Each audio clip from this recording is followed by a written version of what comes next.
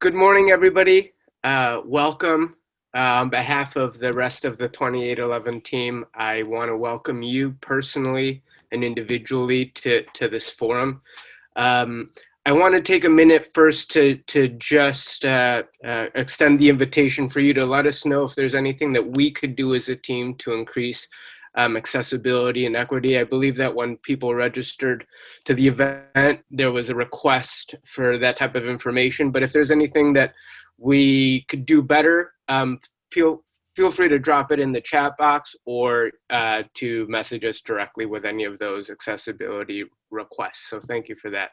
I also want to take a moment to express solidarity with the justice movements that are active today in the United States and elsewhere. We know that we're living in a present crisis on multiple fronts, not only dealing with a global pandemic that is disproportionately affecting people of color, but also knowing that even some of the people in this forum are directly, immediately affected by the climate crisis.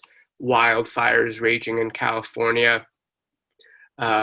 We see that we're in the struggle right now.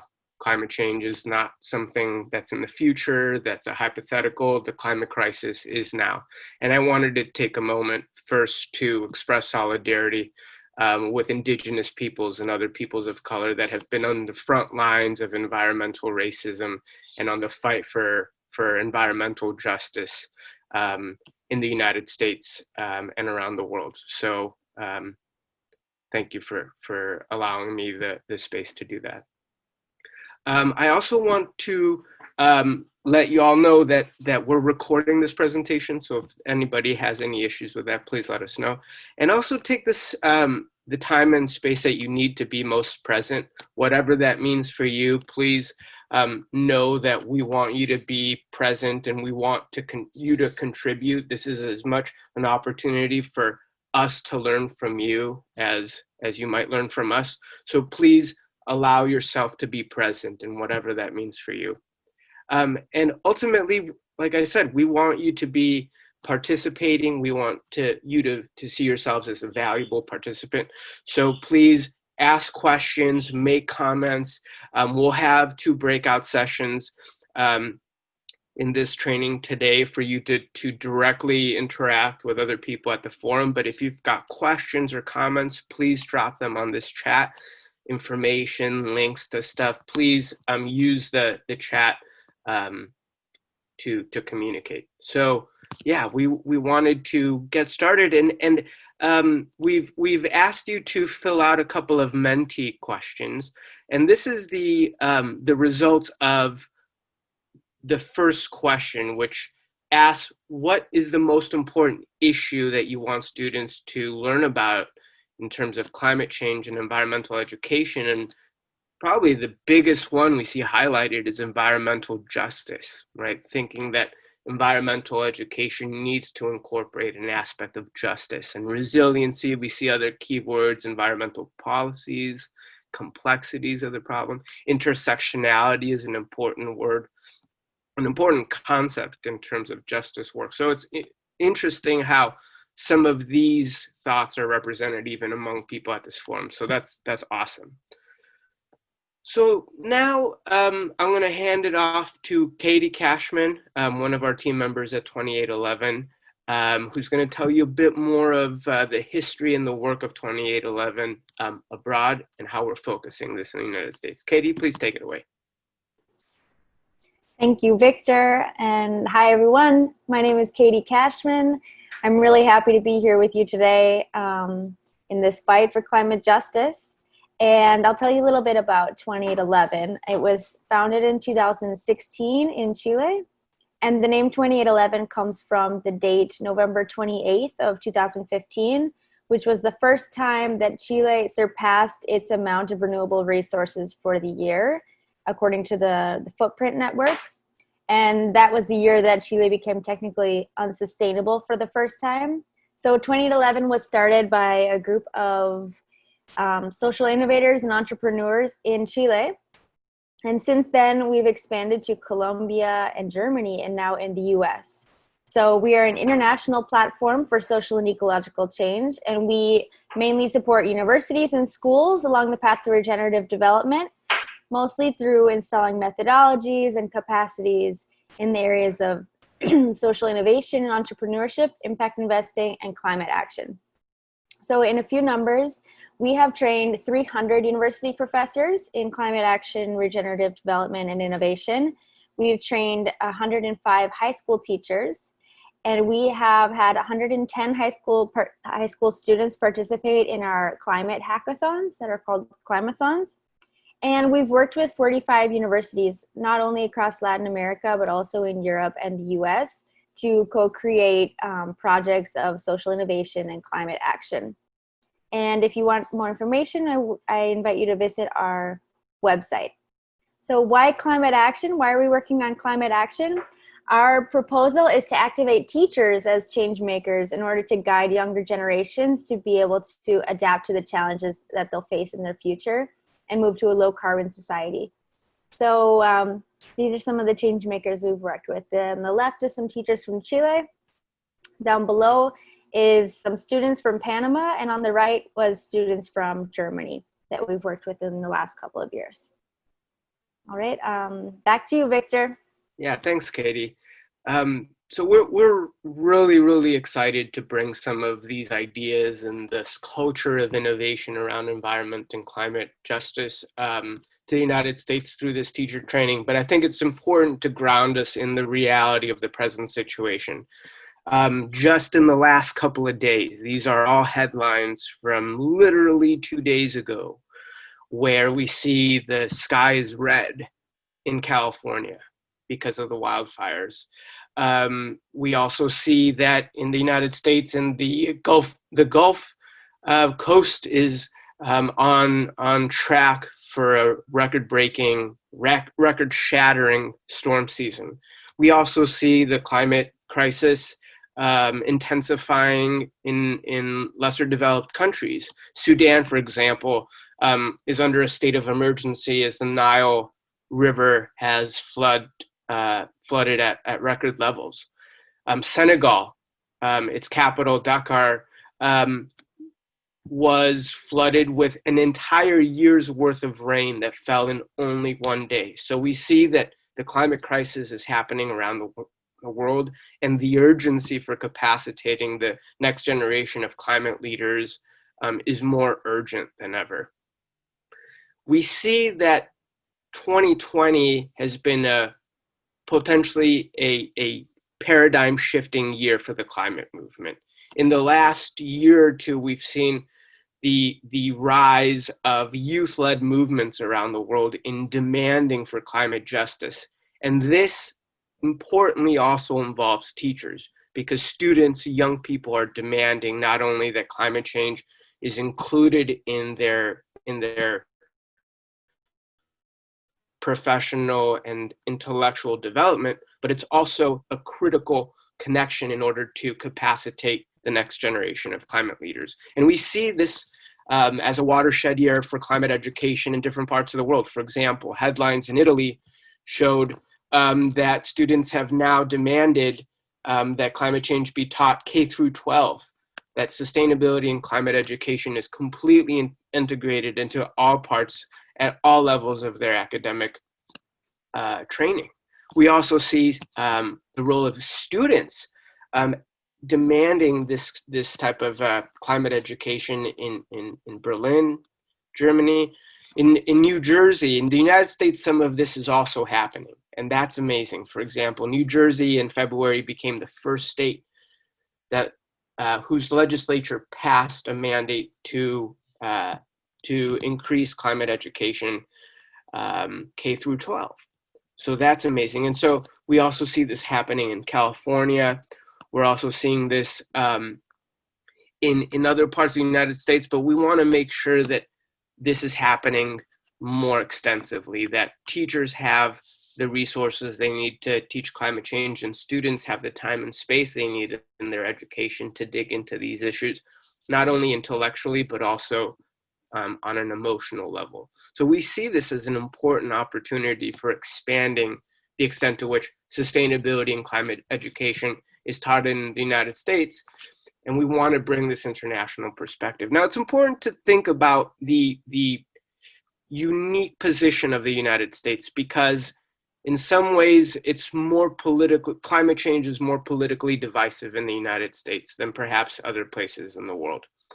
So if we look at these next couple of graphs, are results from a survey conducted by National Public Radio of hundreds of teachers in the United States. And what we see in orange is that about 80% of teachers and parents think that the world is undergoing climate change, whereas about 20% of both parents and teachers either don't know if the climate is changing or don't agree that the climate is changing. So this is not a negligible amount of people that are in this state of ambiguousness or denial about the climate crisis.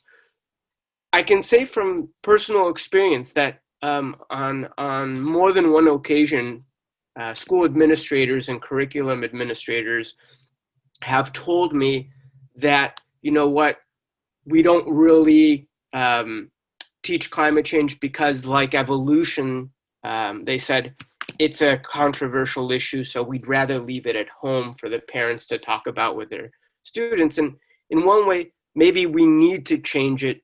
Maybe we need to teach it because it's controversial.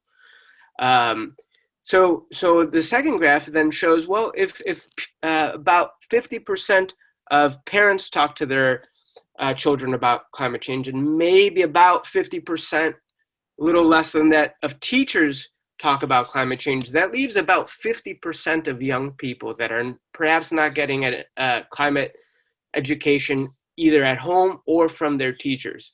And we need to do something about this. This next graph shows the specific reasons why teachers responded that they don't teach climate change. Well, we see 65%, the most common reason that teachers responded that they don't teach climate change is they say that it's not related to the subjects that they teach. Other responses were that students were too young, or that teachers might not know enough about it. But we want to focus on these issues that, for example, 17% of teachers said that they don't have the materials they need to teach the subject. So they might know about it, but they actually responded that they just don't have the materials to teach it. So these two critical points, I think, are what we at 2811 want to bring into this conversation, and the types of capacitation that we want to bring is not only to allow teachers in whatever subject matter that they teach to know that climate change relates to their subject, and also to provide them with content and materials that increase the extent to which they know about climate change, as well as them having the resources and tools that they need in order to effectively teach it. So this is what we really want to focus on.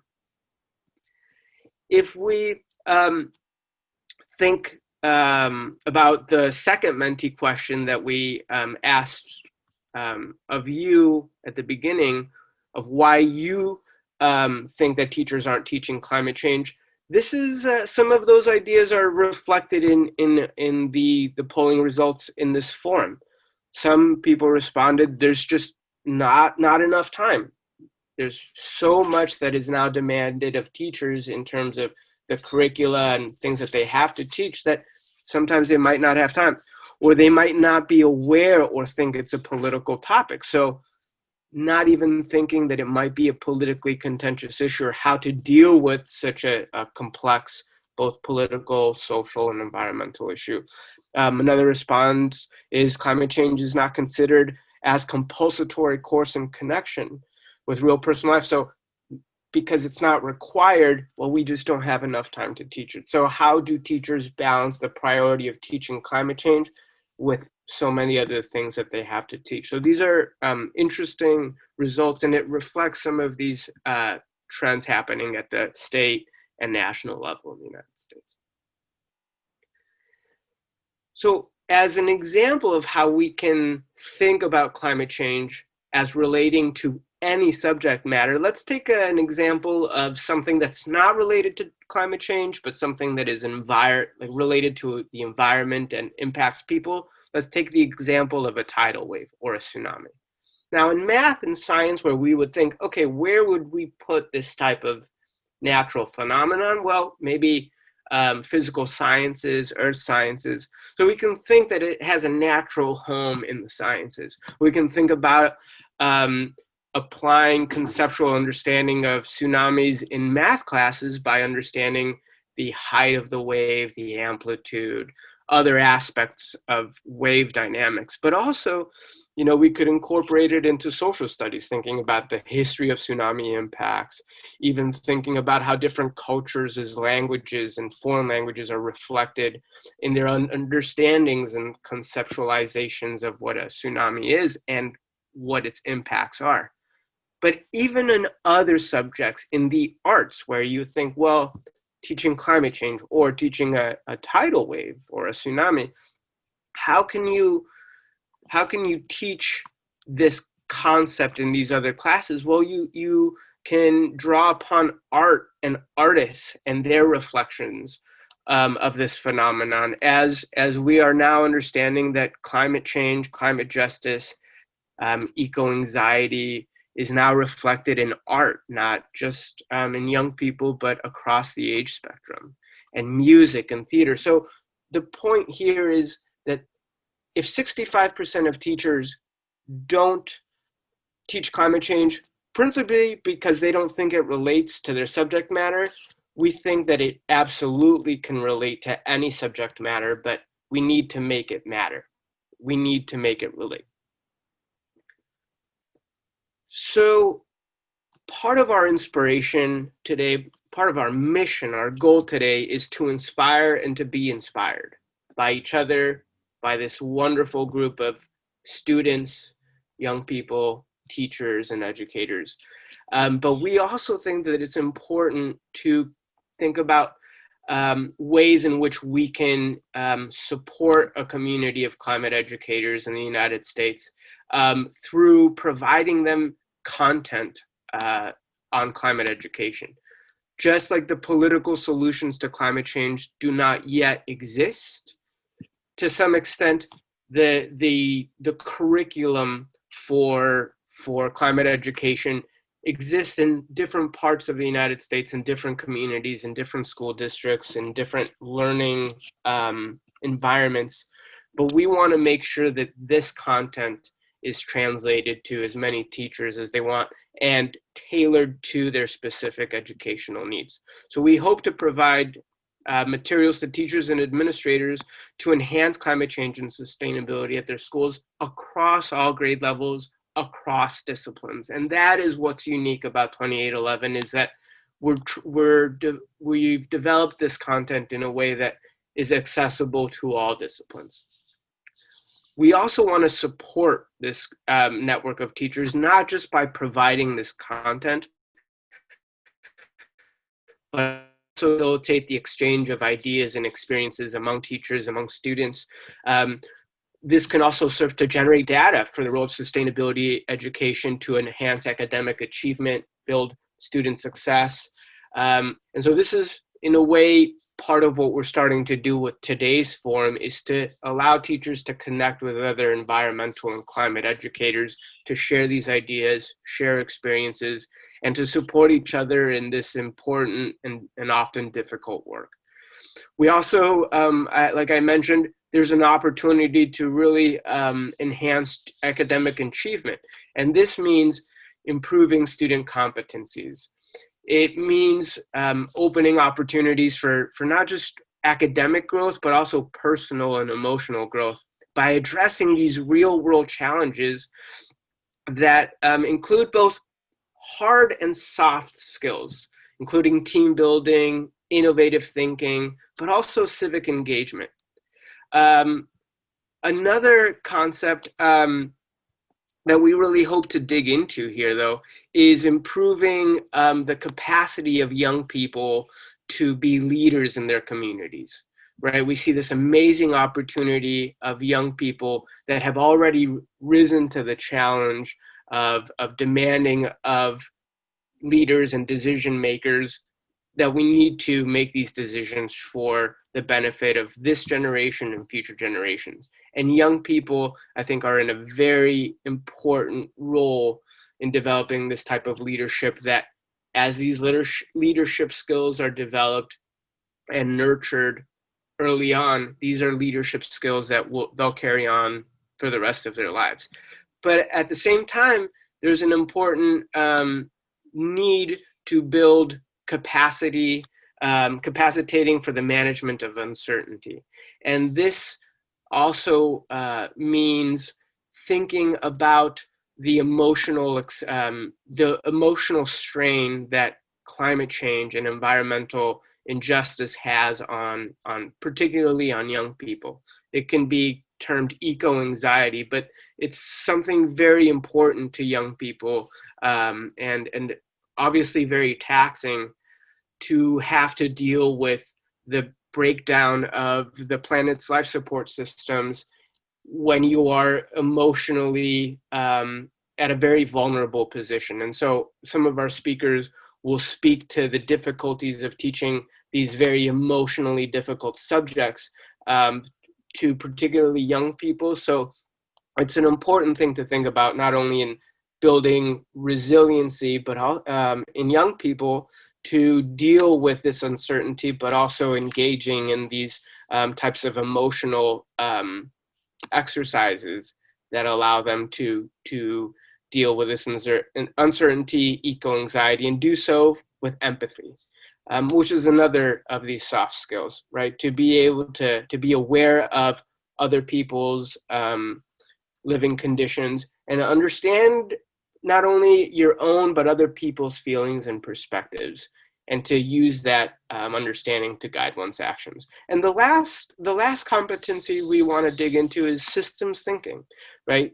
Thinking that we can understand not only climate change, but other complex issues through systemic thinking as an integrating of multiple functional parts, and understand how this is not just a scientific issue, but it's a social issue and a political issue and an issue of innovation. So how can we increase systems thinking to be applied to many complex problems, and ultimately to address the challenges that our society and our planet is facing today? And if other people have other competencies that we might not have expressed here, but you think that there's an opportunity for developing these skills, please leave them in the chat. And yeah, I wanted to introduce Leah Grippo. She is an amazing educator and activist and storyteller, and woodland, being that's just such an amazing inspiration for me and other teachers. In 1998, Leah founded the Wild Roots Forest School. It's a thriving preschool and kindergarten that's in the forest, roofed by the sky and carpeted with the woodland floor. Again, she's a storyteller and a naturalist. She's also a parent educator and an environmental consultant. And so she grounds her education in storytelling and art and song and poetry, all these things that we're like, oh, it has no role in climate change. But I wanted to introduce Leah because she also brings in a perspective of how to nurture that love of nature, particularly among the most young students. So Leah, if you could take it away, welcome and thank you for being here. Thank you, Victor. Thank you all for being here, and thank you for welcoming me as well. Victor's given me a wonderful introduction. I also want to mention that I am a co-founder and instructor with the Academy of Forest Kindergarten Teachers, where we're really trying to broaden the scope of our work by helping folks educate young children into a relationship with the land that they live on. I want to just name first that I'm speaking to you from the place commonly known as Santa Barbara, California. Traditionally, I'm sitting on Chumash land, and this place has historically been called Siuchtun, or where the road forks. And the reason that, aside from acknowledging the Native people whose land I work on and live on, I also just want to note that right now I can't go outside because the air quality is so bad here. And that while there are many factors contributing to this, one of the factors contributing to these mass forest fires that we're seeing on the West Coast is a direct result of displacement of Native peoples from the land and the removal of traditional relationships between people and nature. And this is so incredibly important because while we have these wide-scale systems and problems that need systemic thinking and systemic change, we also require intimate knowledge of place, because the truth is, healthy relationship to climate, healthy relationship with nature must be localized. And in order to do that well, we have to know place. We have to know our local landscapes well. We have to understand our ecological niche as humans in our landscape. And so a huge thrust of my work is about making sure that there is access to the knowledge and the skill building to bring us back into that intimate relationship of place. What I really want to speak with you folks about is, Victor brought up, and Chloe also spoke to this, that, you know, there is anxiety when we give children all the problems that the world is facing. It does bring anxiety. And that often leads to what David Sobel has coined as ecophobia, right? And which creates a withdrawal. It creates a withdrawal from these problems because they're overwhelming and because there is that sense of, well, what can I do? I'm powerless. There's nothing I can do. It also, I believe, leads to denial because it's too scary to accept. And for me, my work is about allowing people to fall in love with the natural world, which is something, thank you, Chloe, for bringing up.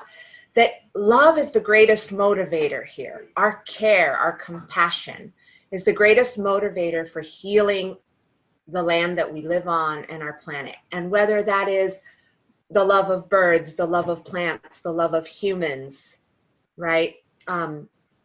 It's always going to be that thread of love that causes us to act. And fear itself is a motivator too, but oftentimes, you know, while fear can cause us to make good choices sometimes, it does limit our response repertoire. So I just want to talk a little bit about that intimacy and that love. One of my teachers tells the story of walking in New York City with a group of teenage boys, and a flock of pigeons takes off in flight and alarm in front of them. And as they walk by, my teacher says, "Did you see the pigeons?" And the young men ask, "What pigeons?" And he says, in this story, he illustrates that they didn't have a relationship with the birds, and therefore those birds were invisible to them. Even though there was a huge flock that had just taken flight right in front of them, they hadn't seen them. There wasn't a thread of relationship. And so that relationship becomes so primary, and the younger the child, the more necessary it is that we start in a place of falling in love. And it's almost, if you will, if you think about the difference between falling in love and going into relationship counseling, right? We all have that feeling, hopefully, of falling in love. You can't stop thinking about that person that you're falling in love with. You smile, your skin flushes when you think of them. You want to know everything there is about them. You want to give a ton of attention to them. You want to study and learn and become intimate. But imagine, if you will, if your first date was going to counseling, right? If you began with therapy, there's not a lot of reason to stick with it if you're beginning with all of the struggles. And so there has to be an anchor of love. There has to be an anchor of relationship and intimacy encourage and inspire us to keep going, to do the work of protecting the lands that we live on, protecting the earth as a whole, protecting the people, the animals, the plants, the winds, the waters around us. And nature connection happens on a spectrum, because one of the problems that's already been brought up here today is that we have a great deal of disparity in access to nature, right? We recognize that. Even in my own city, which is a very small city, it is the poorest parts of our community, the poorest neighborhoods, and the neighborhoods that are almost exclusively made up of Central American immigrant communities that have the least access to nature, even though I live in a community that has abundance of open space, right? And this becomes a problem that we really have to navigate and think through. However, the beautiful thing is weather is everywhere. Birds are everywhere. In some places, there are still insects. And those become the keys. Those become the entry points for us to fall in love. And all it takes is curiosity. What's really important is to recognize that the younger the children we're working with, the more in a state they are of kinship with the world anyway, because of how our brains develop. That we begin in a state of total kinship. You know, as infants, there is no separation between us and the rest of the world. Everything begins in a state of oneness. And slowly, as humans develop, we develop systems of thinking, and our brains change, and we begin to separate, right? And there's something healthy to that. That's not a terrible thing. It's a good thing. But to remember, we all began in that state of kinship, and the younger the children that you're working with, the more we need to come ourselves from that state of kinship and relationship, in relational speaking, in relational thinking. So for instance, in our school, one of the methods that we use for building those relationships is we don't talk about the wind, for instance, as an idea or a scientific concept, right? We speak of brother wind because we're related, right? We speak of sister rain because we're related. And that kind of truly relational thinking doesn't have to be the words that I use for it, right? Whatever words work for you, but thinking in relationships allows children to enter that state of feeling connected. We protect what we love, but we are willing to destroy what we fear. And I urge us as educators who work with children in wanting to inspire protection and care, that we don't become agents of fear, right? Nature connection for us does not require a ton of knowledge. In fact, nature connection actually only requires curiosity and wonder and the willingness to give our time to curiosity and wonder. And so, you know, I invite you as educators and as students yourselves, and I recognize that those of you who are students here are also educators. I invite you to notice, who's the first bird you hear in the morning? Where is it coming from? Is it a different bird each morning? Just these simple questions. Which way is the wind blowing from? When do you notice that shift? These little points of connection make a big difference, because eventually, we want our communities, I say eventually, yesterday, we want our communities to be responding to place in healthy relationship. And the only way to do better, the only way to do well, is to develop intimacy. Did I miss anything? I don't think so. I'd just open it up if there's any questions. Yeah, that was amazing. Thank you. And I think you're stressing a couple of really important points. You know, first that, you know, that natural kinship that is natural in us humans. And it's almost like as we grow up into the world and because either of our schools, our families, or our societies, like we're actually taught to think of ourselves as individuals and learn to be ourselves as individuals rather than as a part of a connected planet and connected ecosystem. And so there's so many important points that you brought up, also about not inspiring the love rather than inspiring the fear, which is difficult to do when we're talking about environmental issues. Now that you're bringing this up, like, I'm worried that with some of the kindergartners I've taught climate change to, that I may have send them to a path where it's debilitating rather than capacitating. And I think within the context of how we're having to deal with adapting to a COVID pandemic, can you speak to the opportunity of bringing children, the need to bring children outside now because it's a safer space? Are you seeing that there's a trend now towards thinking of the outdoors as a living classroom? And what are the advantages of teaching outdoors in conveying some of these concepts? Mm-hmm. Thank you. Yes, I think there's an opportunity in this moment because people are feeling safer outdoors, which is really interesting in our cultural context, right? Because outdoors has always been seen as scary. I will say that in speaking with a lot of educators right now, that while that opportunity exists, one of the fears that a lot of educators have, a lot of teachers, class teachers have in going outdoors is actually the fear that they're going to lose the attention of the children. I can say from my own experience and from speaking with countless educators who work in outdoor education, that attention is heightened in outdoor environments, that it's honed. It's actually easier to have children be attentive.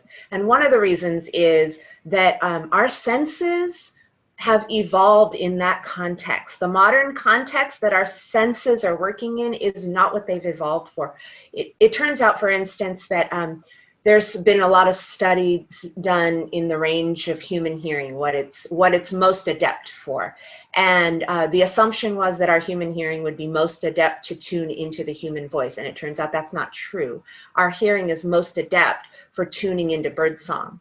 And that is a survival strategy that our ancestors had to adopt because the birds will tell you everything that's happening around you if you're listening. And so therefore our senses are at ease in outdoor environments, much more so than they are indoors.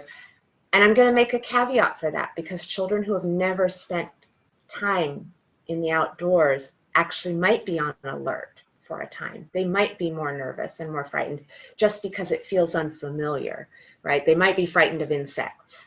They might feel uncomfortable with the shift in direction of wind. And that's something that I would encourage us, if we're working outdoors and encouraging teachers to go outdoors in this time, to be mindful of, to have compassion for the struggles that teachers are having and the compassion that some children that are really uncomfortable in those environments at first are having, but also to remember that our bodies are hardwired for that experience, right? And so, yes, I think this is a rare moment and an opportunity. And if folks are interested in a vast kind of collection of all the research on healthy outcomes for teaching outdoors, the Children in Nature Network has a lot of resources there for educators. Put the link on the chat, Leah, for that? Sure, you can do that.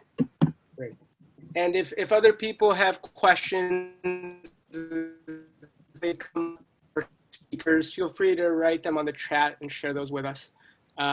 Leah, thank you so much. That was really amazing. I already see comments. People are so inspired by that. And I think it's important to recognize that, we have an opportunity in teaching outdoors, but it does come with some caveats that, it could be a hindrance if the kids are not somehow already attuned to that, being comfortable in that environment. And as you say, that starts early. And I think we do need to focus on bringing what are already marginalized communities, that don't have as easy access. I remember teaching at the touch tanks at the UC Santa Barbara, and we often had school groups from Los Angeles of children that had never seen the ocean before, living in Los Angeles. And so it's that struggle is very much real. And so thank you again, Leah, for that presentation. I wanted to bring in David Pavlidich now. He's another young, inspiring leader. He's one of the founding members of the Illinois Youth Climate Movement. He's in college now, but he's still doing amazing things for environmental justice, facilitator for the Sierra Club.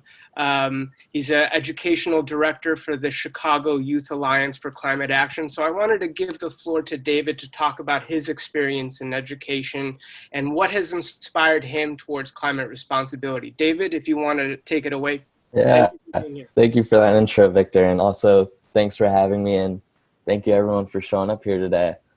Like Victor said, my name is David, and I do a lot of environmental justice work. So originally, what began to make me more interested in this kind of work was actually in 6th grade. I had an amazing science teacher, and she showed us one of Al Gore's films about climate change. Now, up until that point, I've never learned about anything about what climate change was, what pollution was happening, or any of that kind of stuff. So that was really eye-awakening. But it wasn't until my freshman year in high school when I started to talk about my friends actually about organizing and about what we can do as kids in the movement that I began to work with organizations like Sierra Club and the Chicago Youth Alliance for Climate Action. So I think one of my 2 major quarrels I have with climate education today is that we really, from what I've heard from other students and from my own experience inside of AP Environmental Science and having natural sciences in 7th and 6th grade, is that we really do not focus enough on we don't focus it in a climate justice lens that I feel like is so important, especially in today's world. You will always hear teachers talking about pollution and the effects of people dumping like tons of like certain nitrates into the ocean or lakes, but you'll never hear about the communities that are actually affected. And I think that creates this like cognitive discourse between, oh, this is happening to the earth, and oh, this is happening to my community or the community of my fellow classmates. And I think, Leah, you talked about this a lot. There is like this disconnect children have between the earth and themselves. And I think when you tackle an issue as big as climate change and you fail to focus on the human effects of it, you really do not create a lot of excitement and energy towards wanting to fix this issue. And another major thing that I see failing in education around climate change today is that it's always problem-based thinking, but you never hear about the solutions. I feel like in the classroom, and I've had countless kids and students come up to me at climate strikes and at forums that I've been to, and they've always asked me, how do you feel so empowered to do your work? And I think that just goes to show, like, when you base your whole education on climate change around just climate change and not the solution, you begin, and Leah talks about this a lot as well, you begin to create like this idea for kids that, oh my God, this is a huge issue. Like this, it's super bad, obviously, and like this is going to be world ending, but you never tell them how they can fix it. And I think one of the most important things and one of the best things you could do for students is teaching them how to do direct actions, teaching them like the political avenues that they can go through to actually maybe talk to their state senators, talk to their representatives, so that they know and they feel comfortable and powerful enough that when they leave the classroom, that they'll be able to do it and go out on their own. So yeah, just to reiterate again, I think too often we don't focus climate change enough in a climate justice lens in the classroom. And that was, I was actually a part of this organization called the Chicago Environmental Leadership Institute, where a bunch of students, including myself, we looked at the, because I know, well, particularly for Illinois, we have a state board that gives teachers certain points they could hit on for what they need to have, like standards, I think they're called in education. And we tried to manipulate them in a way where we could really focus on like climate justice and doing actual, like having kids do actual like research in their neighborhoods, like going and collecting dirt samples. So I'd be more than happy to send out some tools that we were using and some things that I think we already created so far. And then my other point was, I think we really need to teach kids like the solutions of climate change. Like, what is the Green New Deal? How can they specifically fight for it? And I think once you do that, you could really empower your kids to become leaders in the movement. And that is at the utmost importance, I think, right now where we are. Absolutely, David. And so I see a couple of comments, people are just saying, yes, David, just giving you a lot of support for a lot of things that you say, resonating with a lot of the points you said. So when it then comes to, you said, focusing on those solutions rather than just the problems, right? So it'll be great to have Stephanie and Aaron come right after us to tell us about their programming to capacitate young people towards global citizenship. But before we bring them on, I wanted to ask you, David, then, so you said that you watched Inconvenient Truth, and that was kind of a catalyst moment. But then in your journey towards climate responsibility, where, I met you at a protest and we were starting to drive there, but it's like, okay, so apart from that video, what were the critical steps that allowed you to understand where the political landscaping could be that you could start to till to shape that political landscape? And where did you find the resources that allowed you to then find that sense of agency in that process? Right. I think I got really lucky. So coming into my school, one of my closest two friends were actually a part of the first organization I worked for, the Chicago Youth Alliance for Climate Action. And they were the ones who were really like hammering into me and saying, hey, join this organization. And then, so yeah, I joined CYCA because my friends forced me to. And then I think how I really got involved and a deeper understanding of climate justice was when the Sierra Club has this 1 to 2 week summer program where they hold educational trainings by climate activists, and they come in and they tell you all about like anti-oppression, base building, things you could do. And I actually, like, the following year, my junior year, I became a facilitator for them. So I do have access to a bunch of like one-day curriculums that I'd be happy again to tweak and send out as long as I do get permission. But yeah, it was mainly just talking to fellow people inside of the movement, not so much education within the system, but definitely education outside of it through various organizers and organizations. Yeah.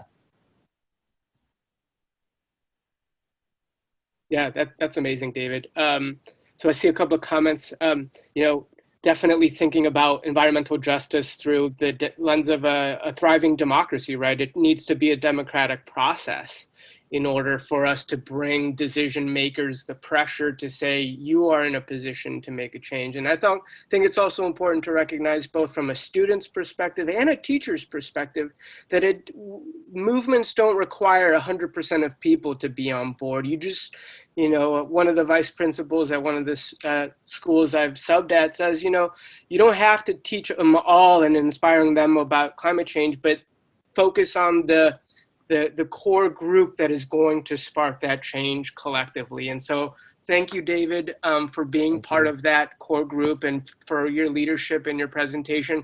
we do encourage you to share with some of those resources with us, but I'll be in touch with you following this so that we can disseminate all of these resources to the participants. So thank you again, David. If other people have questions for David or for the other presenters, we'll definitely pass those on. I do want to stick with our schedule and bring on Stephanie Leite and Aaron, who are teachers at a global citizenship lab school in Chicago. And I think they provide an amazing example, a model of what educational curricula could do when it's geared not just around the problems, but really engaging students and being part of the solution. So Stephanie, please take it away. We're so happy to have you and Aaron both here. Thank you for coming.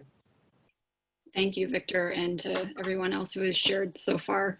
As climate educators, sometimes it can feel a little bit lonely when you're maybe the only person or part of a small community pushing for education on these topics. And so it's great to see this community and hear from the work that you're doing. I'm going to pull up some slides while I'm doing that. I'll just encourage everyone to take a quick stretch break. For those of you who have your cameras off, that's probably what you've been doing anyway, but we've been sitting for over an hour now. So just remind everyone to move around a little bit. We spend a lot of time on our computers these days, and it's good to have that reminder. Yeah, and I'll just take that second too to remind people that right after this presentation, we're going to have just a quick break, and then we're going to start with the breakout sessions, the first breakout session. So yeah, definitely stretch as you want, but we'll have a short break right after this. Great. So everybody can see my screen. It's coming through. Great. So as Victor said, Aaron and I represent a school called Global Citizenship Experience Lab School, which is based in Chicago. Aaron, you can go ahead and introduce yourself. Yeah, so my name's Aaron Moring-Dagier. I am a STEAM instructor at GCE Lab School, and this is my 7th year, I think, teaching at GCE, and about 17 overall. And I'm Stephanie Leite. I was a humanities teacher and curriculum designer for about 8 years at GCE. I've actually just left the school, and now I'm pursuing a PhD at McGill University in education. GCE is a small high school in Chicago. It's actually just down the street, or it was just down the street from the British School where Chloe attends. We're in the process of moving to downtown Chicago right now. We've got 50 students that come from all over the city. It's an intentionally diverse community that we cultivate. We want to be kind of a microcosm of the city so that students learn from each other and use the opportunity to really explore the city through their conversations and through the experiences of their peers. And so our name is Global Citizenship Experience, and we take that name pretty seriously. And when we were setting up the school and designing the curriculum, we were thinking about what are some of the challenges that we know our students are going to be facing in their lifetimes, and what would that look like in terms of frameworks or standards. You know, there's state standards we could look at, there's Common Core standards. At that time we didn't have the Next Gen Science standards, but we look at those now when we design our curriculum. But at the time we were thinking, well, if we want to focus on global citizenship, we really should be looking at the United Nations. And when the school was formed, it was the 8 United Nations Millennium Development Goals that we looked to. And now it's the 17 Sustainable Development Goals. And we thought, well, if these are global issues that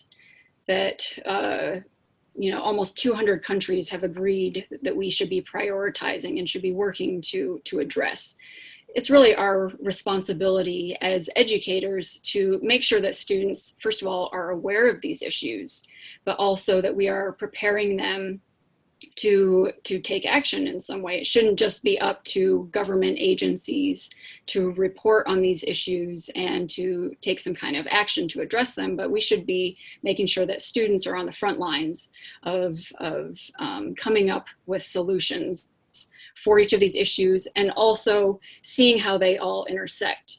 The thing that I like about the Sustainable Development Goals is that they can be examined. You can zoom in and zoom out. So we can look at them on an individual level. We can look at issues of hunger. We can look at issues of health, but we also can't really look at those issues without looking at all 17 of these together and how they influence each other. And at the same time, we can zoom in and look at them on a local level and the neighborhood or city level, but we can also zoom out and look at them on an international level. And so they really provide an inspiring framework and purpose for our program at GCE. So what do we do to prepare students to tackle these challenges? We have the advantage of building a school from the ground up. So we were able to design a program and a schedule and a curriculum that really looks at global issues as our main focus. So instead of having 50-minute classes every day that go from algebra to biology to language to physical education, we have thematic classes. We have integrated subjects. We use inquiry-based instruction. We use project-based assessments. We have real-world learning, so that means students are getting out of the classroom. I know in the chat box I've seen lots of comments about the importance of taking field trips and what we call field experiences, which students do on a weekly basis. And we want to make sure that there is global relevance, I would say global and local relevance to what they're learning. So this is what we call our model for learning. So every time we introduce a unit, every time we introduce a theme, we take students through this cycle of investigation. We always begin with some kind of a guiding question, an open-ended question that we use to invite students into this investigation. And once we pose that question, we work together to build the foundational knowledge that they need to give them a basic toolkit to investigate that question. So whether it's using a foundational reading or learning some shared vocabulary, learning a new formula or a science concept, that's the first step after we initiate a question. From there, we move into what we call an external investigation.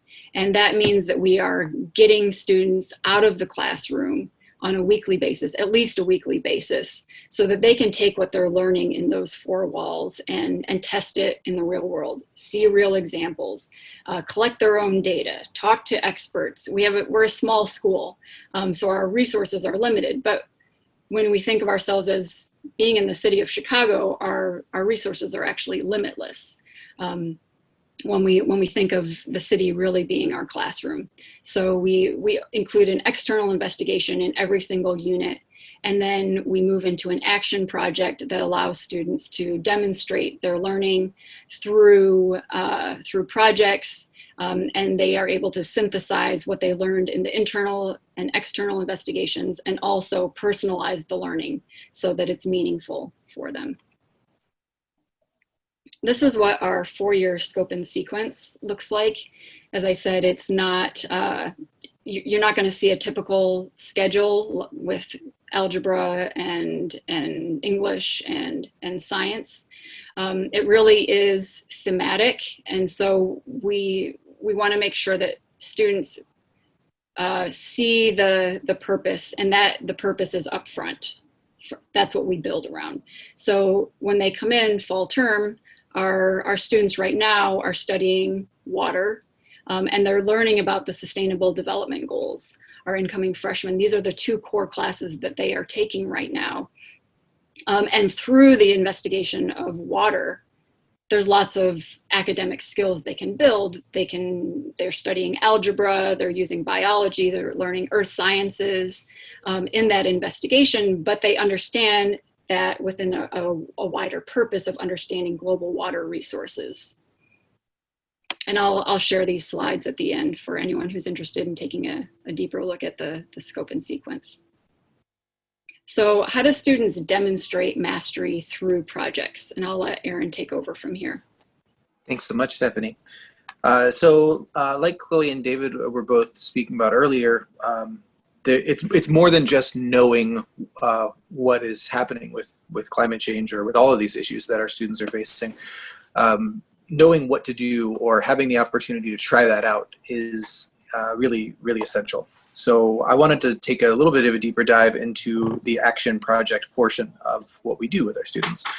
So we are asking our students through these projects to recognize trends, they're making connections, talking to experts, predicting consequences, and then seeking out opportunities to create change. What can they do to see something actually happen? And then in order to do that, we set them up. We give them a scenario. Here is a situation that is either a real life situation or something that is realistic. We give them a grading rubric, something that is specific enough that they know if they have done it or not. But also we want to give them open-ended objectives so that they can have their own perspectives displayed in there. And then we also want to provide a scaffolding for their work just to make sure that they're supported. And it sounded like there was maybe a question that needed to jump in here.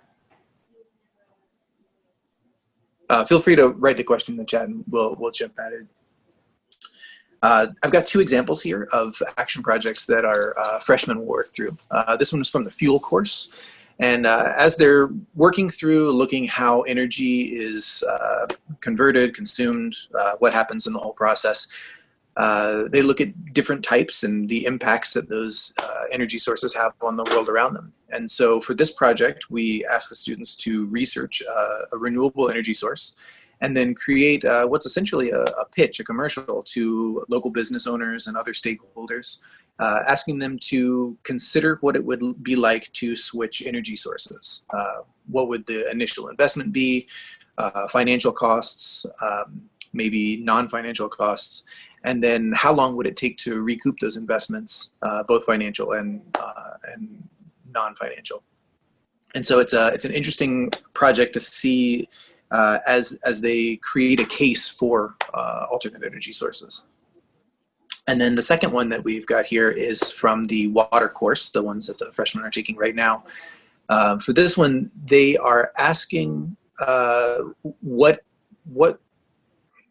the climate of a location is like now, what it's looked like in the past. And then also if we can follow the trends of where carbon parts per million, other measures that we have, if those trends continue, then what is that climate going to be like 50 years from now? What is that going to do to the weather?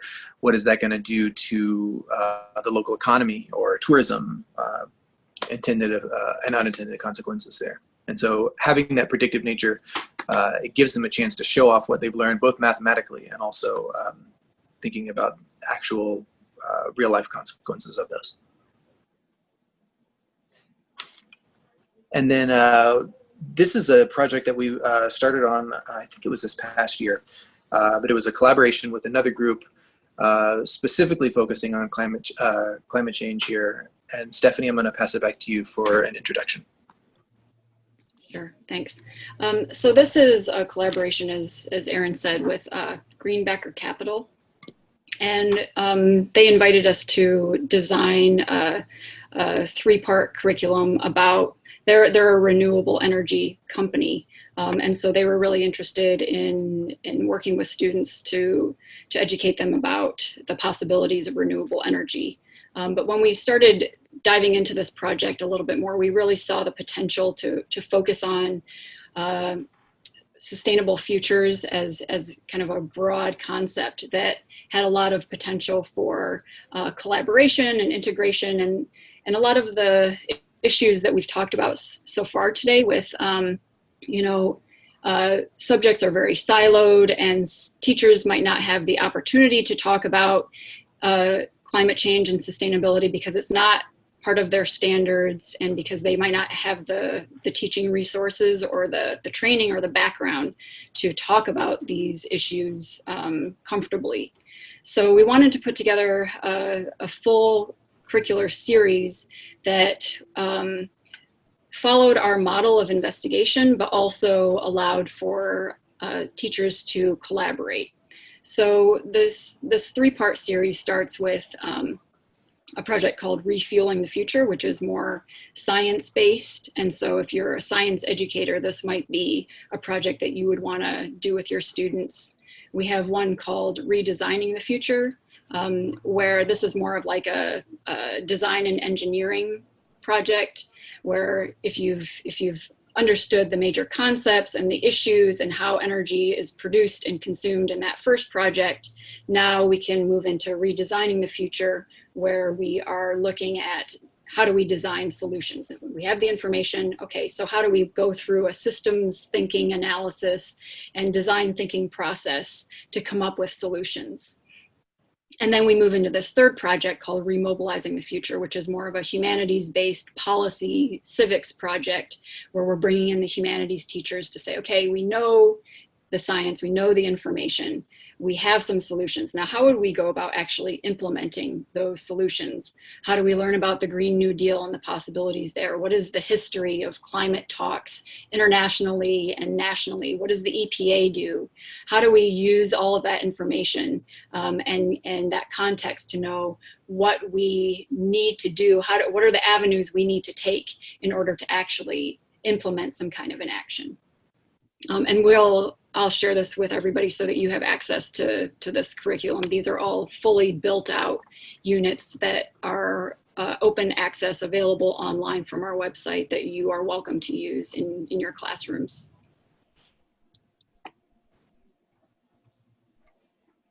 I had the opportunity to teach a section of Redesigning the Future over the summer. So we beta tested this program with our own students first. We ran a trial on our own students who were familiar with the learning model that we described earlier, and we knew that they would be able to kind of follow along. But over the summer, we had students who were all non-GCE students, people who are not familiar with the way that we do our courses, and we ran the program with them as well. So we did a 4-week course for Redesign the Future, and it was done all virtually as well. So maybe not as the other one would have been done, but still gave us a chance to try it out, maybe in non-ideal situation, but still we had great success with it. So I wanted to look through a little bit about what we did there, and the last bullet point here is probably one of the things that is valuable to keep in mind.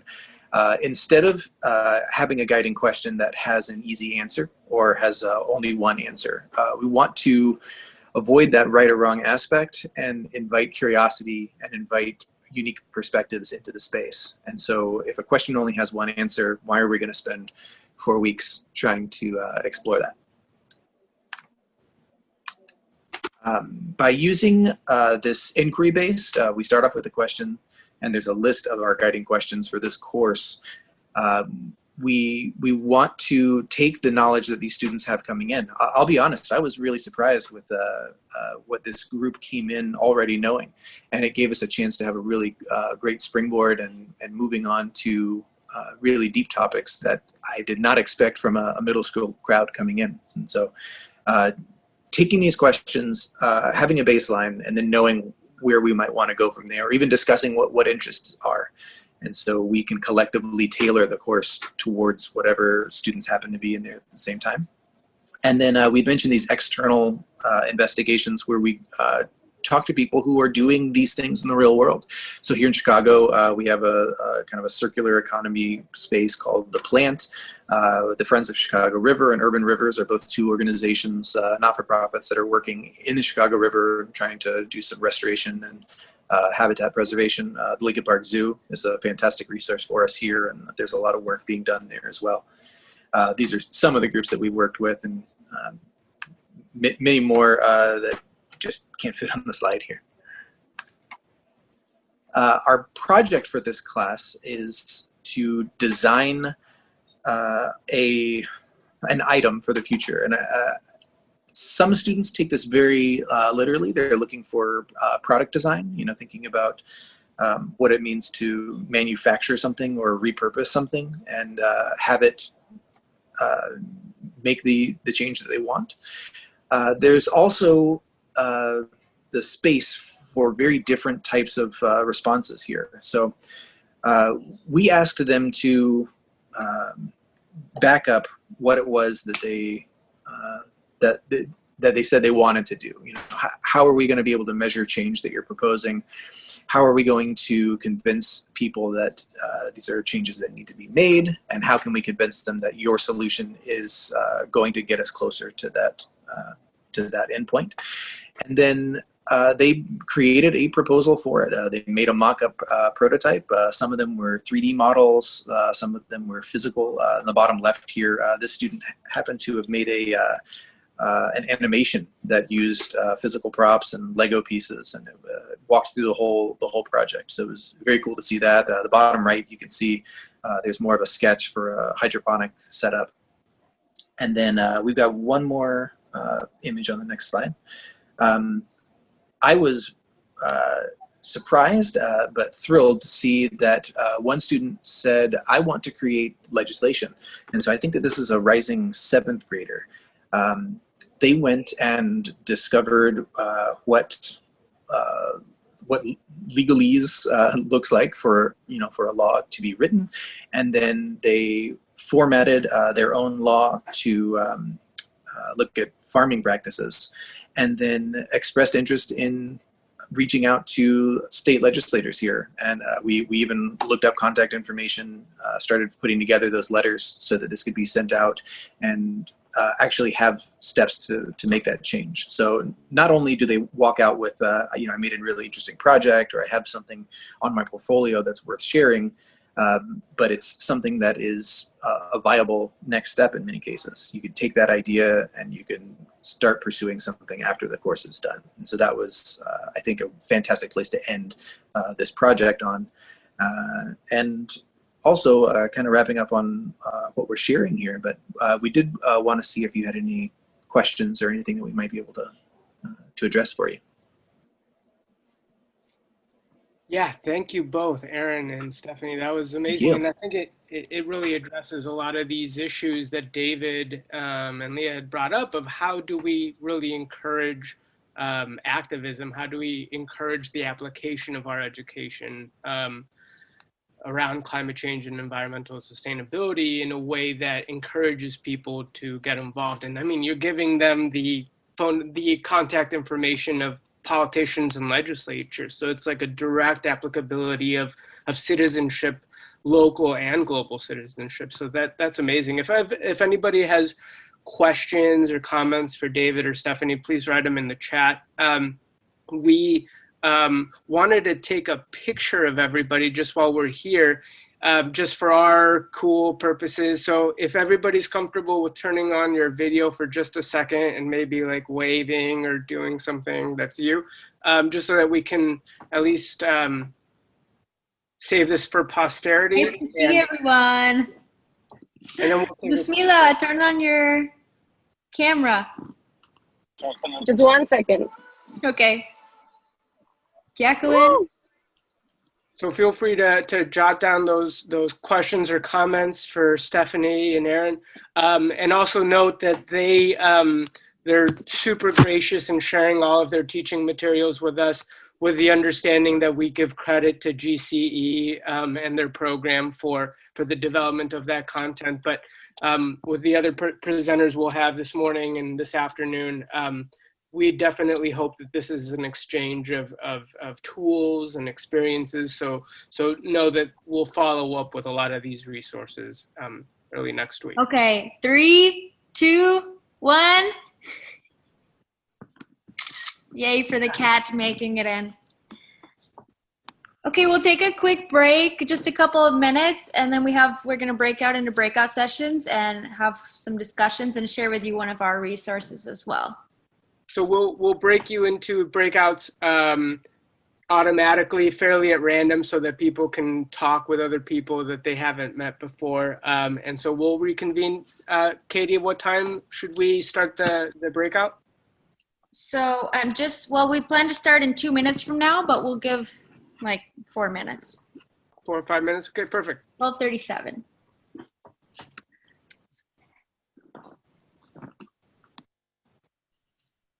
Welcome back, everyone, to the main group. That was in our breakout session. That was super interesting, and I loved hearing from everyone else. Nancy is going to present now, and she's a leader from Santa Rosa, California, an educator, and she's going to present on the Schools for Climate Action Resolution Toolkit.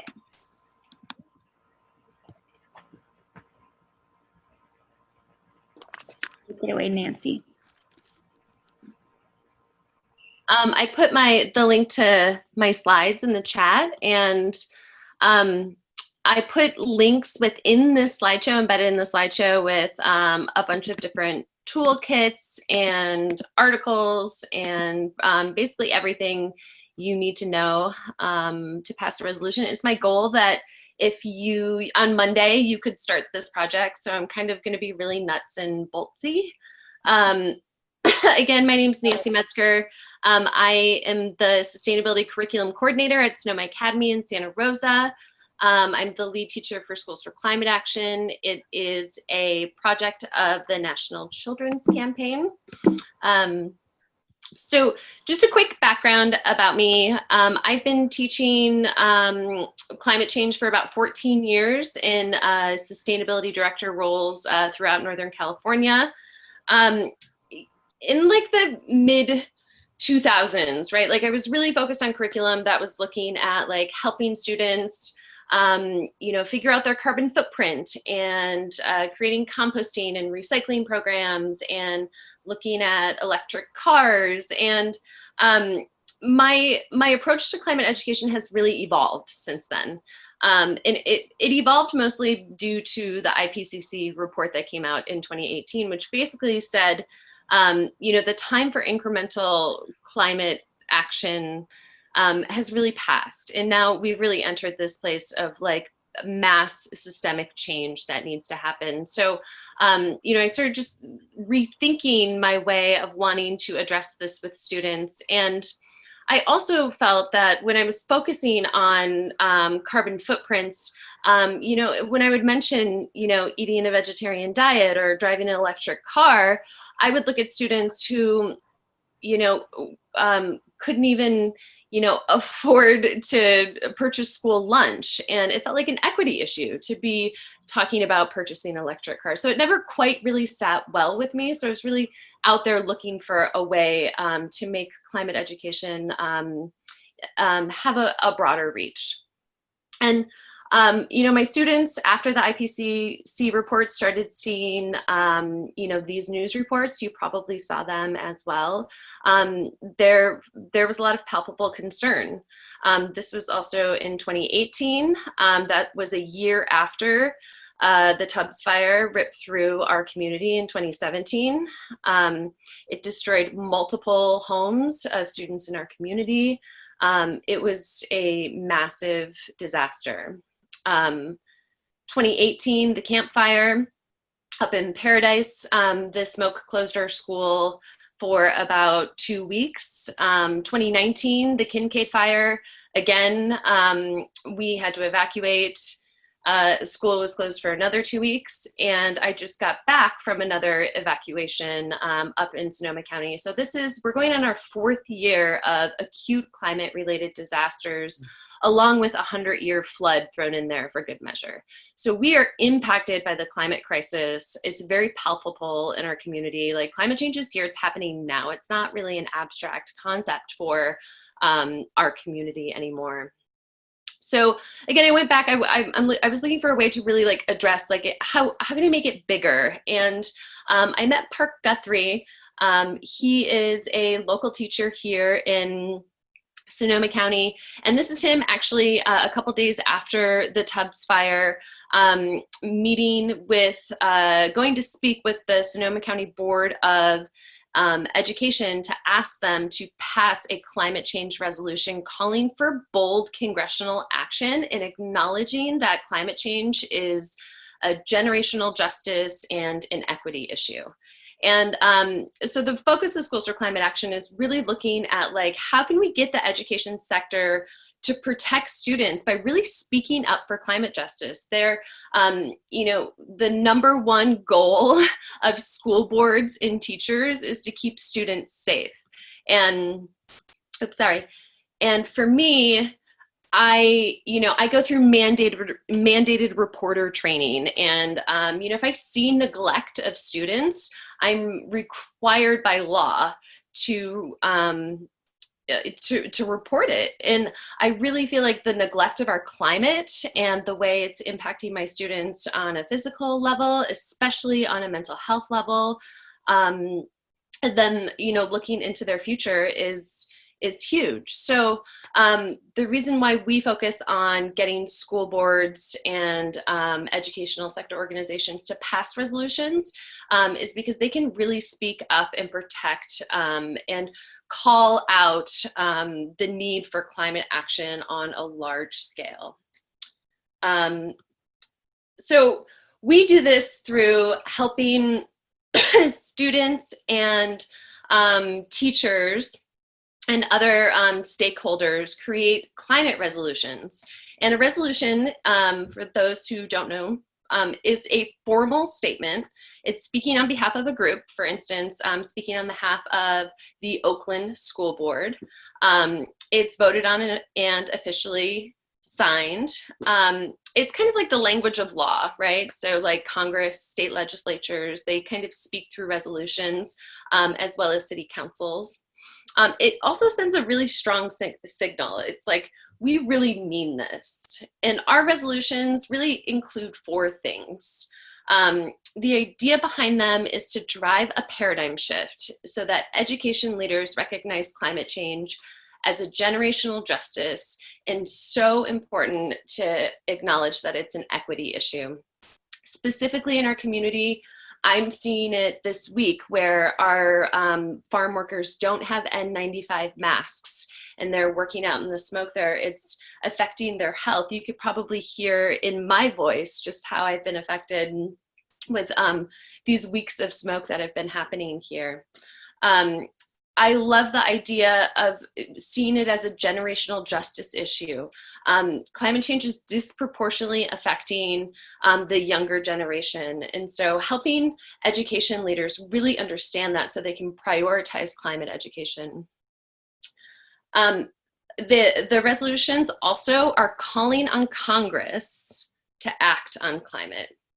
And the 4th thing I really like to do is to really celebrate things that school districts or specific schools are doing already. There's a lot of great stuff that's already happening. And then also call on expanding things that school districts can do, like 100% renewable energy pledges in response to climate. So here's an example of like some of the language that you can see in resolutions. The whereas statements sort of like lay out the case. And then the end of the resolution includes the resolved section, which is really the call to action. So who can pass a climate resolution? So we have resolutions from student councils, eco clubs. One school in Oakland passed a resolution that was voted on by the entire student body. School boards, like I mentioned, or for independent schools, board of trustees, and then state and national associations. For example, students worked with the California Association of School Psychologists to pass a climate resolution calling on Congress to act as well. We've also had the Massachusetts Association of School Psychologists pass climate resolutions. And the reason why these state and national associations are so important, in addition to the other resolutions, is that when Congress is creating policy, they really look to these associations to get information and feedback. And if these associations aren't thinking about or advocating for climate, it gets left out of educational policy. So the most important thing about our resolutions is that they get hand-delivered. Well, pre-pandemic, we hand-delivered each resolution to every single member of Congress. So each year we travel to DC with groups of students, and we set up congressional in-person advocacy meetings where we talk about climate education and climate policy. And now pivoting in the pandemic era, it's actually really great because now we're setting up these Zoom meetings where instead of having to travel all the way to DC, we're actually training these students via Zoom and then helping them set up their meeting with their congressional representative to deliver their resolution and hold an advocacy meeting. This is just an image of myself and some of our students who when we hand delivered our resolution to our congressional representative.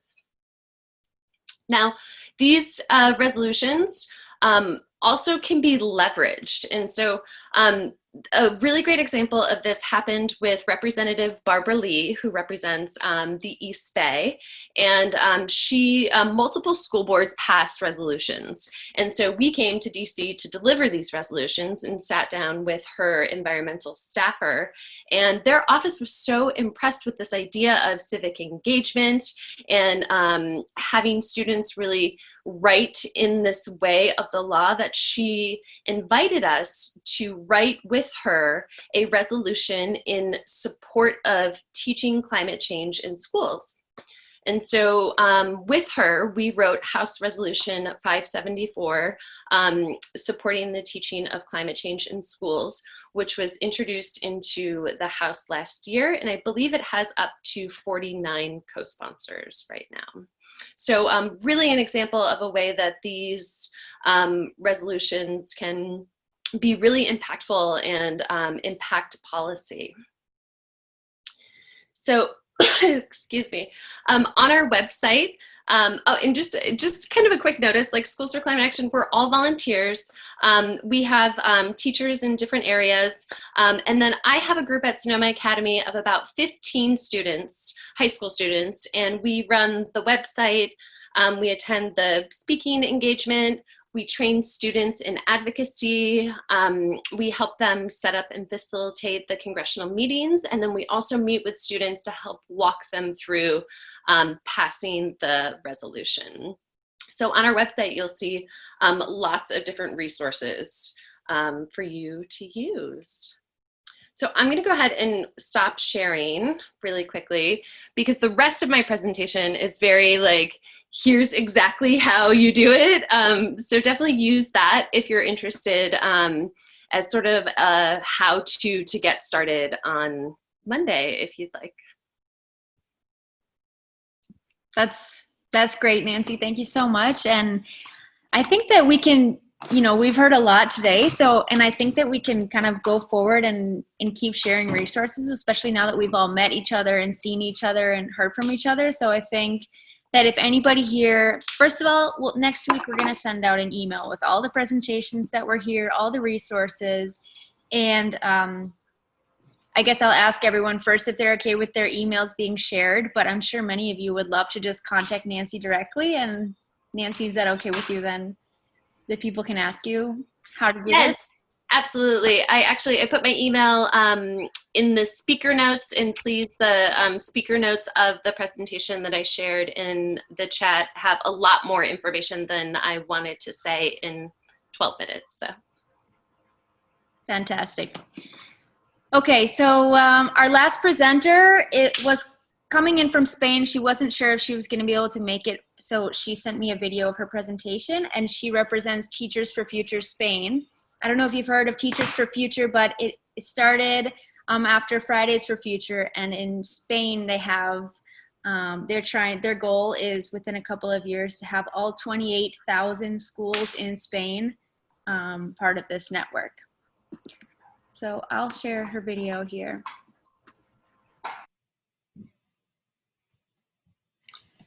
Hello, good morning everybody. This is Isabel Rey from Teachers for Future Spain. I'm very happy to stay here with you today. Many thanks to Katy and to all the crew of 2811, and congratulations for this wonderful webinar. And I think that is very useful for everybody, and I hope that our experience could be good for all of you. Sorry for my English, that is terrible. I hope that you understand me. And well, Teachers for Future is a group of teachers. We are 8,000 teachers now working together, and officially 2,000 schools participate. But we know that there are more, but that register last year was 2,000. Our goal is between this year, this course 2021, arrive with the campaign in 28,000 schools. All the primary and high school in Spain. Because we think that is something that could be easy if we do in a easy way. Our idea is that there are a lot of teachers in Spain working in parallel, well, and in other countries, as you know, working in parallel, doing very wonderful educational resources about climate change and about environmental issues. And our idea is to connect all this work through one website. All is by free. And of course, all the people that are working is philanthropy. But our idea is to share these materials, to share these experiences, and to replicate the good experience when there are good results in one school that we could replicate in other in a very easy way if we have this experience in the website.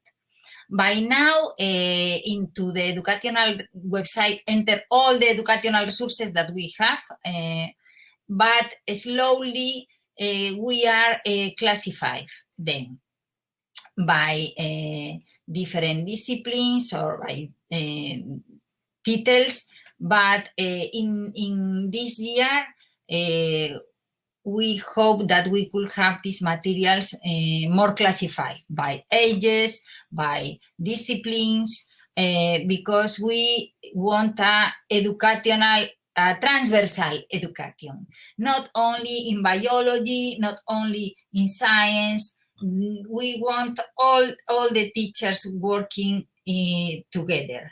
For example, we want to use materials from other countries, for example, in English, in French, that we could use here in Spain in English classrooms or in French classrooms. To this way, in other countries could use our materials in Spanish to learn in the Spanish classroom.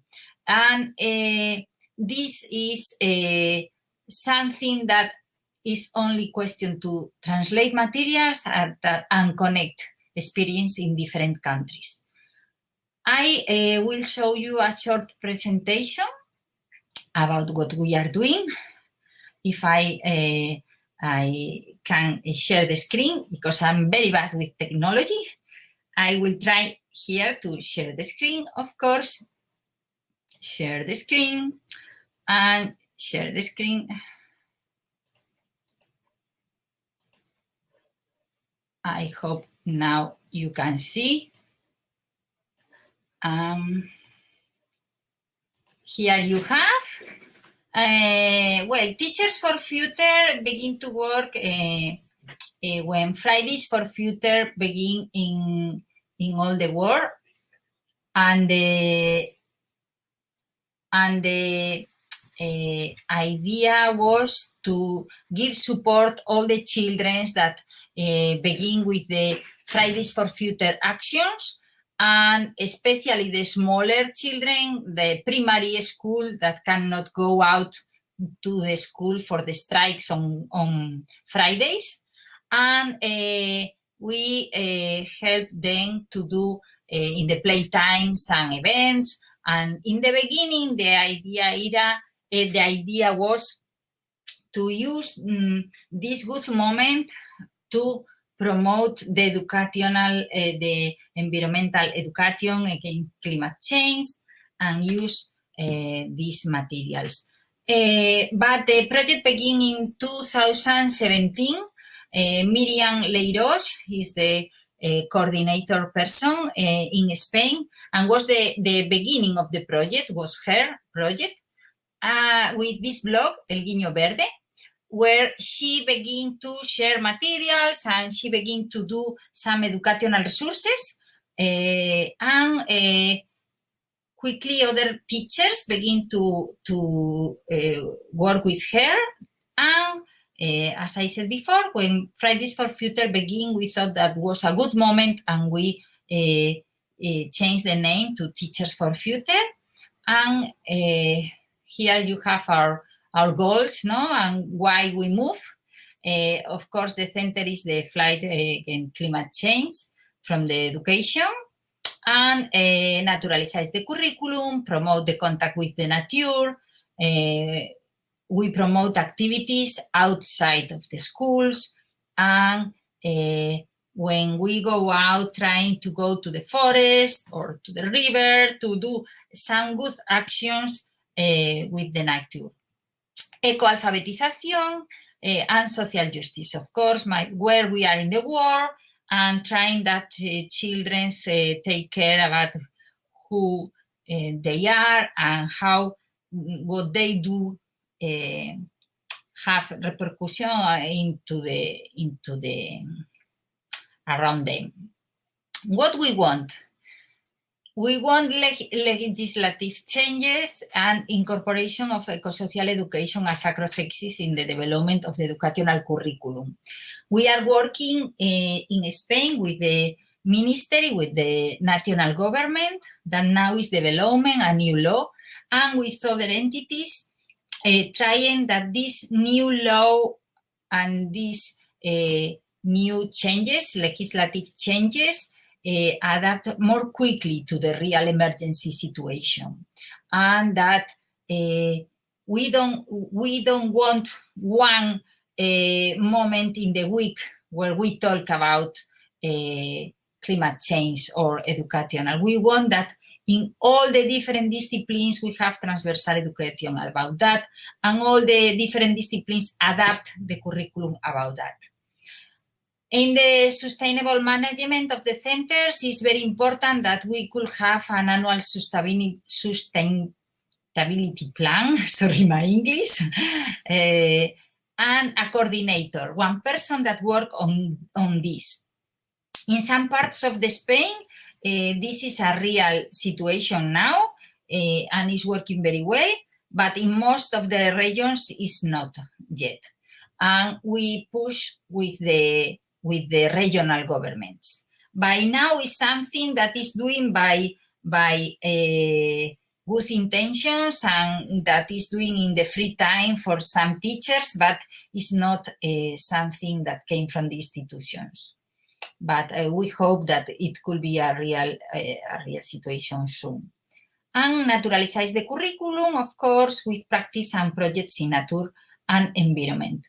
We do a calendar that we present this month with all the activities for all the year, and we introduce in this program each days, international important days about nature. We put some activities, special activities to push about that. Into the commitments, we awareness in environmental care. Of course, we practice ecoalfabetización and awareness action. We collaborate with all those entities with the same social cause, associations, collectives, public administrations. This is really important for us because we work with different kind of partners. For example, universities, entities like CSIC in Spain that could help us to do the training teachers, with science people, with different conference that we offer them by free, of course, through the website, or we link with the website of these entities to do these trainings, and then with other possible partners that could support activities with the children, or support the promote the P&A, to promote the different events. We would like to generate this big community among teachers. As I said before, now we are 8,000 teachers in Spain, but the number is growing. Now, with as you suppose, with the COVID, the situation is difficult, but I hope we could grow at the end of the year. The social activists, of course, the COP25, the Social Summit, we participate in a lot of forums, and inside the schools, in this program that I was talking about, one of the important activities is Recreos Residuo Cero. It's very simple and it's working very, very well. As you say, it's playtime with zero waste.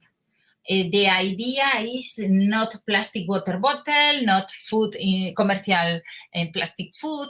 Each one have the Tupperware and the and the metal bottle or plastic bottle of water, and is working officially last year in 800 schools that sign like a school, and the ministry give them at the end of the year a certificate, and they put a big panel in the door of the school that they are doing this and are very proud about the results, and really is very good, because then the feedback in the families is nice, because then when go to the shopping, the children are in alert, no, about what they are shopping. Other activity is the screenings with documentaries and other movies. This last year we made the screenings with Before the Flood. We talked with National Geographic and Fox Spain that in collaboration with the program give us the rights of the movie to make the screenings by free. And it's very good movie, and we do the educational resources, and it's a good way to open the door to other schools, because everybody likes to have cinema by free. And this is some of the other activities in the COP25, for example. Other campaign that we did last year was in Christmas, about the garbage and about the plastic, and how we made our shopping of presents, and trying to have a free Christmas of garbage, and with a shopping guide. Here is all the details about how we could do in a best way the shopping. And we made materials, designs to put in the school, in the classrooms. These are materials about the eco audits with energy, how we use the water, how we use the garbage, and how we could do the school more green, more nature at the schools, more trees, or put the green places in the school, that the children take care about that. Easy ways, you know.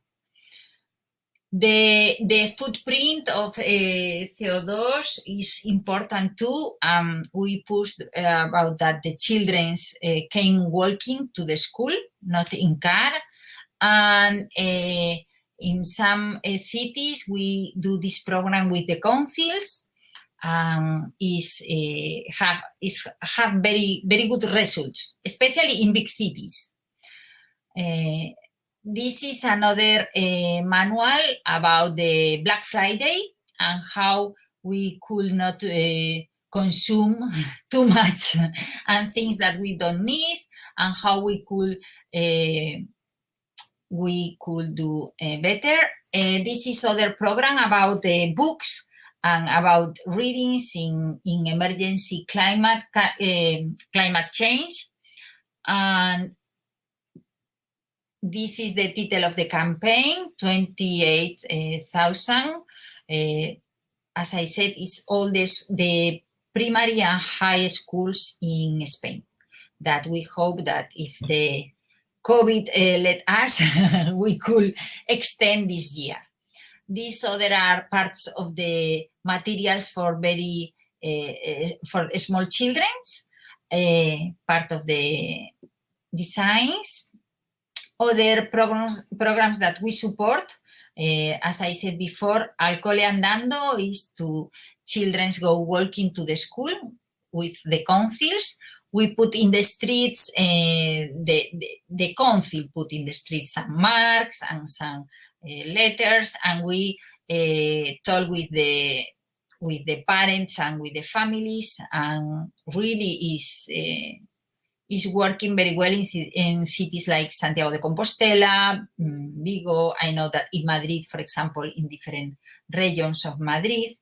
And other is eco-dining rooms. This is something that is more difficult for us because usually the system came from a lot of bureaucracy, but because we have some schools with very successful and good results, now the program is more easy to extend, no? To have healthy food at the schools. These are some of our partners. Sorry, because the vision is not very good. Probably I did something wrong, but you can see, for example, with National Geographic and about the movie.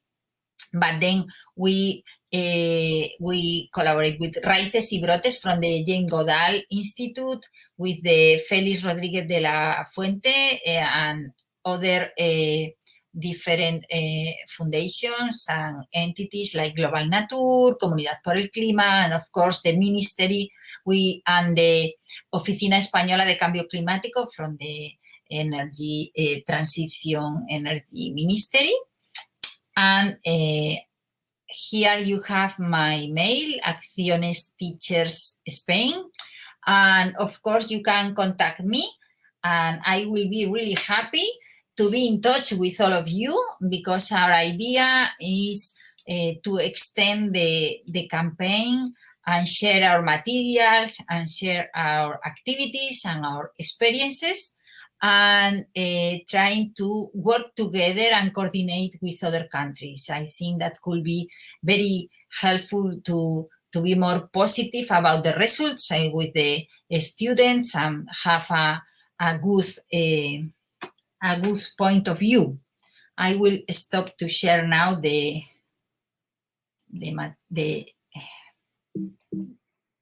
screen, and I hope this could be good for you, and that we be in touch. And if you have any question or you want to comment anything, please contact me by mail or by phone.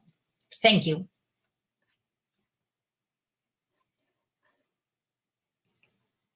Isabel was really interested to hear if there were any US teachers that would be interested in starting a Teachers for Future US chapter and be part of the global network. So that's something that we could, if somebody's interested, maybe you can let me know by email, and we can organize a call just with Isabel and a small group of teachers, and then we can talk about, some next steps to start Teachers for Future, because it is a powerful movement. And well, Irina is from Germany, and Germany has a very strong chapter there. I don't know if you've heard of it, Irina, if you want to comment on what's going on in Germany. Well, unfortunately, I'm not part of the Teachers for Future movement in Germany, but yeah, I mean, we have quite a strong approach toward the curriculum as well. But the educational system in Germany is like federalized, so it's not all the same for all the different states. So that makes it a little bit difficult as well. Yeah, but thank you for the comment. I would love to find out more about the Teachers for Future movement in Germany.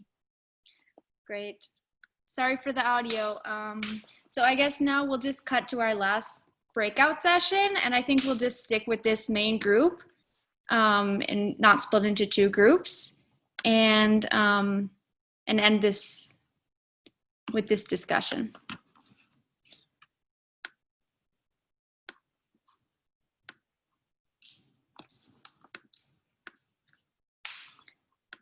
Okay.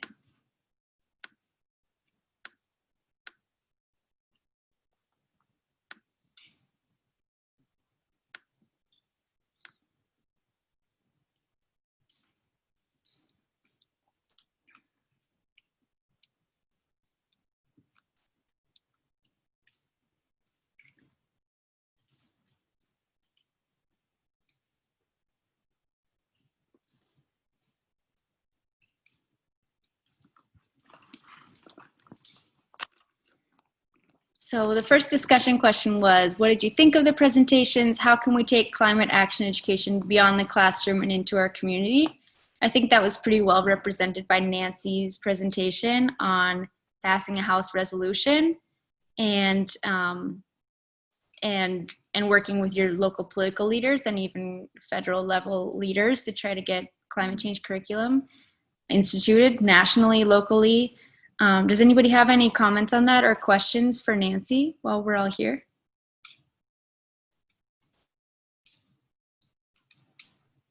Maybe I can just give us a short comment from Germany, or from our experience from our recent summer school which we organized, because it was like a pilot, and we didn't work with stakeholders before in this kind of setting. But with our local community where we facilitated the summer school, we invited a lot of politicians, and it was really fascinating to see how the children really enjoyed to talk to them, and how also the politicians really got inspired from the children. So I would really encourage you, even though it takes some time to contact them and to arrange a meeting or something like that, it's really worth the effort. Yeah, that was really our experience, and they still are very engaged about it. Yeah. Yeah, to build off what Irina said, when I set up congressional meetings with students, I don't say a single word in any of those meetings because they're fully enraptured by listening to students speak. And I constantly tell the students how much more impactful their voices are instead of mine. Even at the city council level, I had students come in to speak in support of a 100% renewable energy pledge for our city council. And the high school students walked in to speak at public comment, and you could hear everyone go, like they were so surprised and excited to see them, kind of versus like the usual suspects you might find at a city council meeting that are, pushing environmental policies forward. So I highly want to just second what Irina said about that. Nancy, have you had any pushback from parents who are climate deniers or anti-political action or anything? I'm in Ohio, and it's huge here. That's a great question. Yeah, I actually just wrote about this in an article that I linked in Mashable, so you can kind of read how I address that. I really focus on the science, and I stay nonpartisan. Being nonpartisan by not supporting specific legislation is really important. We can talk about aspects of bold congressional climate action that meet the science without calling out sort of triggering legislation. So I really root what I do in the science. As far as meeting with some climate denying members of Congress, we have met with some climate denying members of Congress, and those conversations are very interesting between my students and them. But we learn about how to have a respectful yet disagreeing conversation. And then we craft our asks in those meetings very carefully for the congressional member. Thank you. The Mashable link is on your website? It's actually on the my speaker notes on the first slide. One of the things that really made me think, as Nancy was kind of commenting on how the student's voice is more impactful than the adult's voice, I feel like that must be one of the very few times when it kind of that switch flips for youth of, you know, we're in a world that's so adult centric, and for the voice of a young person to be more impactful than the teacher, who we're kind of used to having the teacher be the authority that's, you know, determines everything that's done. That switching of the script must be a really powerful thing to explore with students as to, you know, why do you think that in this space your voice is so important and is really even more important than my own voice? That it must be a really awesome way to inspire students and to empower them, especially, you know, connecting it back to the topic of eco-anxiety that we were talking about, a way of having students feel like I have a say in this and people are listening to me because I have something important to say. And that's pretty awesome to me.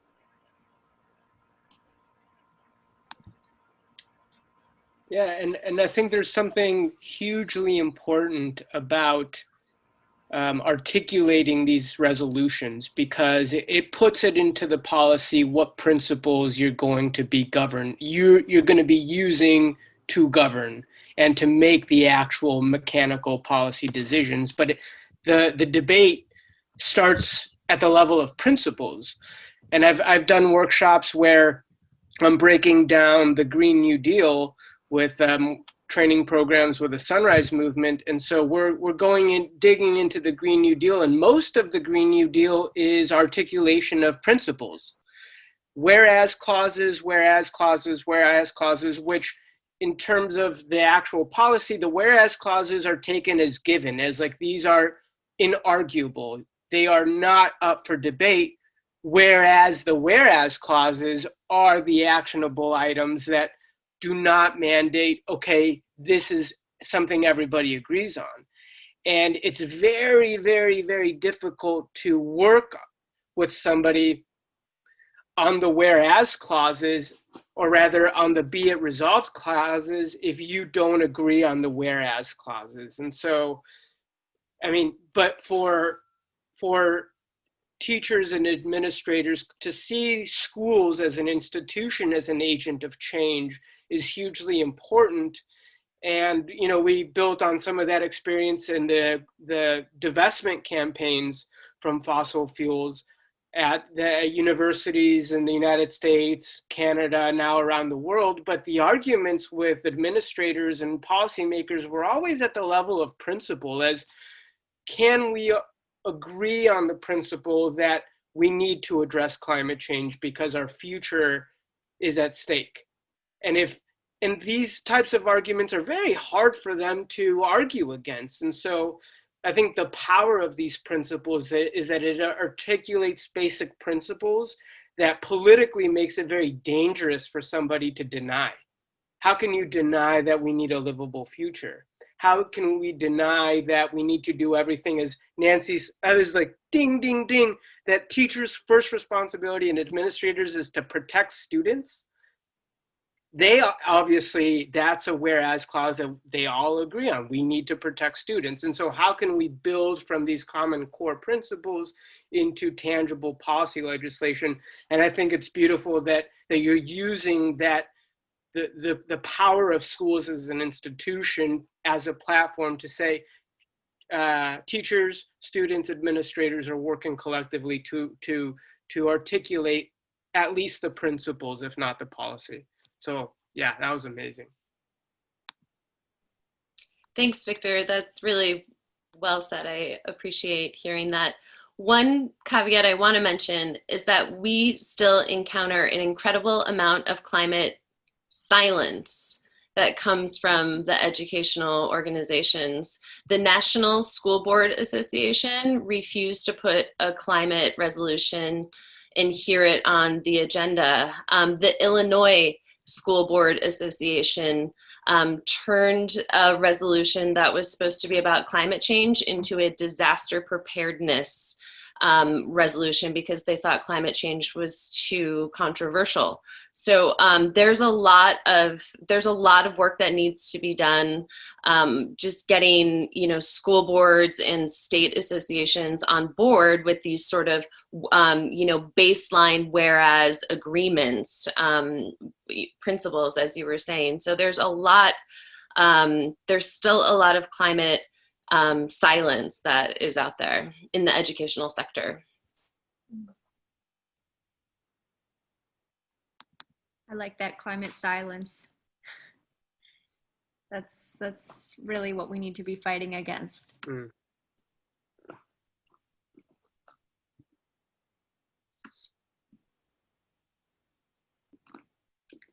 We've had a bunch of good comments at the end here too from Karen on the chat about ways of networking. So I think that as a group we can look at some different ways of keeping this up. She mentioned the National Science Teachers Association.